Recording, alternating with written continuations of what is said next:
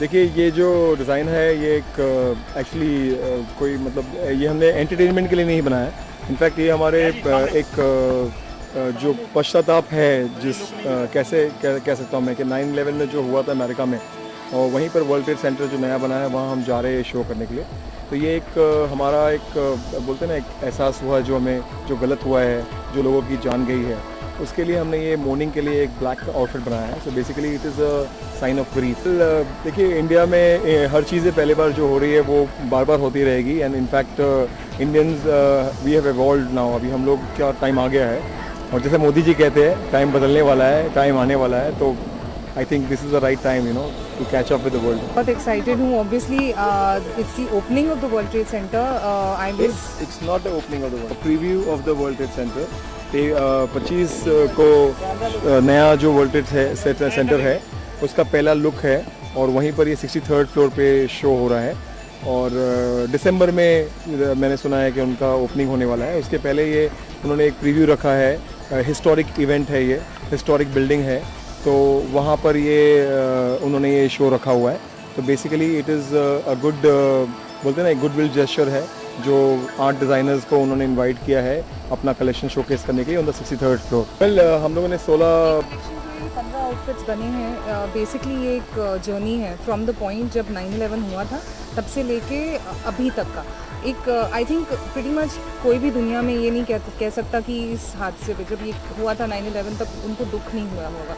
I think हम लोगों को when we were first given this invitation कि ये शो हमने नए वाले बिल्डिंग में बनाना है, तो द फर्स्ट थिंग वाज कि हमको एक ऐसा कलेक्शन बनाना है which kind of takes you from the point कि जिस दिन वर्ल्ड ट्रेड सेंटर टूटा था, जिस दिन उसमें क्रैश हुआ था, जिस दिन इतनी सारी मौतें हुई थी, वहाँ से लेके हम आज की तारीख में कैसा फील करते हैं।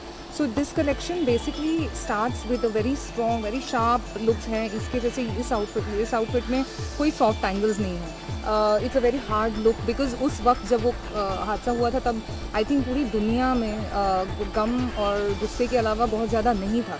सो ये हमारा पहला आउटफिट है। This is actually what you would say the thing that I feel portrays actual day when it happened. But उसके बाद में पूरी दुनिया में ये फीलिंग चेंज हुई है। पहले I think it has taken us a long time of course, but वक्त के साथ लोगों ने गम भी व्यतीत किया। मतलब there was a period where we have white gowns इसी कलेक्शन में, जो कि विच इज़ जहाँ पे शांति, थोड़ा सा people want peace, they are tired of fighting, they are tired of the hatred. And then of course being Indian हम लोगों के लिए लाल रंग जो है वो बहुत फेस्टिव है। And so for me to make the finale outfit I could not think of anything other than a red. So I am hoping that people understand that blood is also life giving. So वो red color जो हमारे finale का outfit है वो हमारे Indian लोगों में of course bridal है, बट जनरली एक नए खून, एक नए जोश का इंटरप्रिटेशन है। So this whole collection I think हमारा जो फिनाले होना चाहिए वो आई होप कि पीपल गेट कि we are all looking forward to having a happy life happening where फिर से ये ग्रीफ, फिर से ये क्लेश, ये सब नहीं है। तीन कलर है, ब्लैक, वाइट एंड रेड। तो तीनों कलर है। बेसिकली सिग्निफिकेंटली देखा जाए तो वाइट जो है वो पीस के लिए होता है, तो पीस के लिए हमने रखा है। ब्लैक जो कलर है वो ग्रीफ का है, जो हमें अफसोस हो रहा है जो हुआ है, जो अगले बार नहीं होना चाहिए।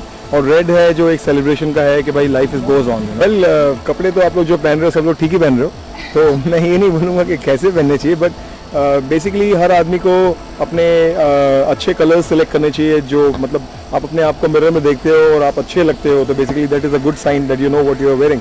और जिस दिन आपको फील करता है कि ये मुझे ठीक नहीं लग रहा है, मैं अच्छा नहीं लग रहा हूँ, उस दिन वो कलर आपको निकाल के चेंज कर लेना चाहिए। That's the only tip I give you.